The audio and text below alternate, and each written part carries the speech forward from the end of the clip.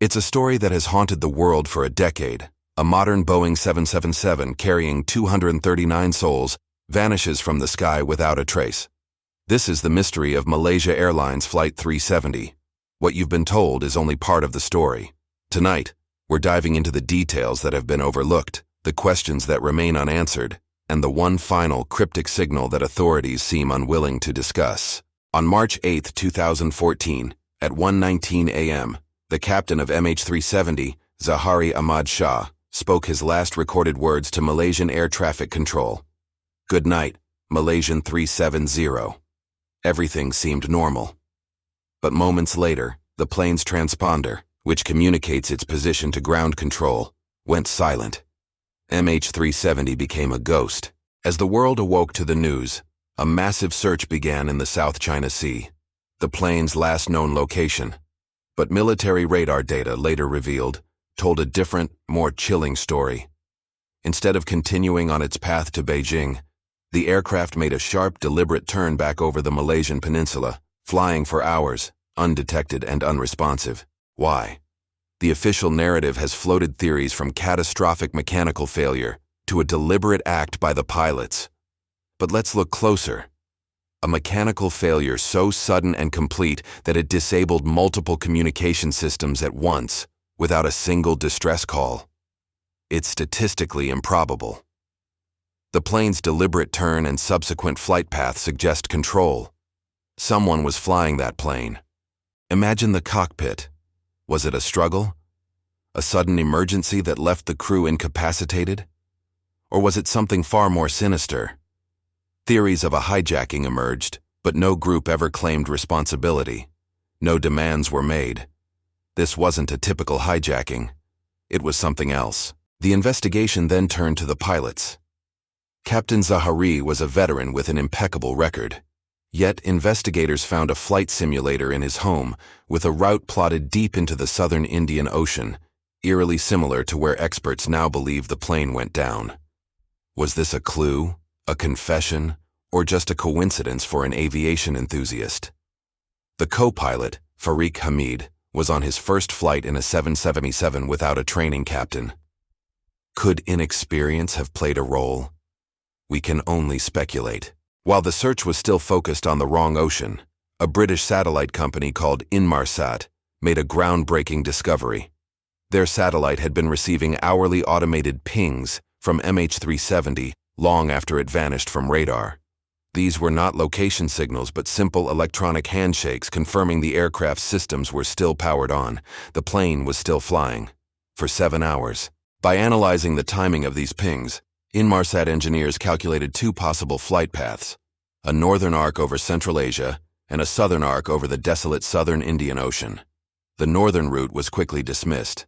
It would have crossed the airspace of numerous countries with robust military radar. Surely, something would have been seen. So the focus shifted south, to one of the most remote and hostile stretches of water on the planet. This led to the largest and most expensive search in aviation history. For years, ships scanned a vast area of the seafloor, finding nothing. Families of the passengers were left in an agonizing limbo, waiting for news that never came. Their pain is a constant, heartbreaking reminder of the human cost of this mystery. We see images of them holding pictures, their eyes filled with a mixture of hope and despair. Every press conference was another wave of uncertainty. But here's where the story gets even stranger. What about the eyewitnesses? Several people, including fishermen in Malaysia and oil rig workers, reported seeing a low-flying, unidentified aircraft matching MH370's description on the night it disappeared. Their claims were largely dismissed. Why? Did they not fit the official narrative being constructed? And then there's the cargo. The official manifest listed a large consignment of mangosteens and nearly 5,000 pounds of lithium-ion batteries. While dangerous, they are commonly flown. But rumors persisted about other, undeclared items on board. Could the plane have been carrying something so sensitive that it became a target? This theory suggests a shadowy third party, perhaps a government or intelligence agency, might have intervened, forcing the plane off course. A shoot-down, an electronic hijacking. These are theories that sound like they're from a movie, but in the absence of evidence, they can't be entirely ruled out. Let's return to that final signal. Beyond the 7 confirmed pings, there is talk of a final, partial ping, an 8th transmission that occurred after the plane would have run out of fuel. This final signal is crucial. Its analysis suggests a sudden, high-speed descent into the ocean, likely from fuel exhaustion. It's the electronic ghost of a dying machine. But why is the raw data from Inmarsat so heavily guarded? Why can't independent analysts get full, unredacted access to it? The official search area was based entirely on the interpretation of this data. If that interpretation was flawed, the entire search could have been in the wrong place. Some experts argue that a slight change in the assumptions, like a controlled glide after fuel ran out, could move the crash site hundreds of miles away. This brings us to the core of the mystery. What are they hiding? Is it incompetence?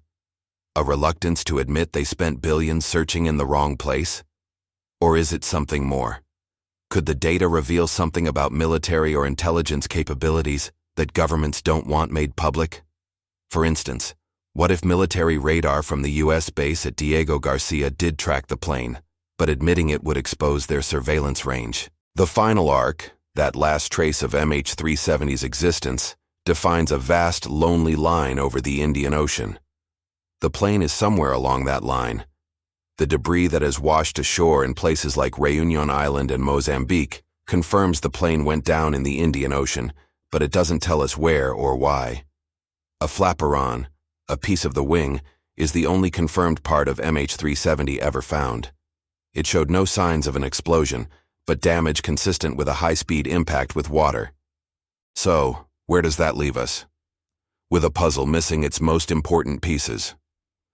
We have a deliberate deviation from the flight path, 7 hours of silent flight, a search based on complex proprietary data, and a handful of debris found thousands of miles from the search zone. Was it a deliberate act by a pilot on a suicide mission? A hijacking gone wrong? A catastrophic onboard fire that incapacitated everyone, leaving the plane to fly on autopilot as a ghost flight? Or a covert operation so secret that the truth will never see the light of day? The story of MH370 is not just about a missing plane.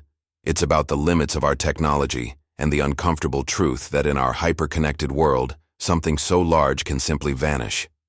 It's about the 239 people who boarded a routine flight and were never seen again, and the families who are still fighting for answers. The final signal may hold the key, but until it's fully shared and independently analyzed, it remains the last secret of Flight MH370. The truth is out there, somewhere beneath the waves of the Indian Ocean, waiting to be found. Thank you for watching. The mystery of MH370 continues to evolve, and we'll keep you updated as new information emerges. If you found this investigation compelling, please like this video and subscribe to our channel for more deep dives into the world's greatest unsolved mysteries. We'll see you next time.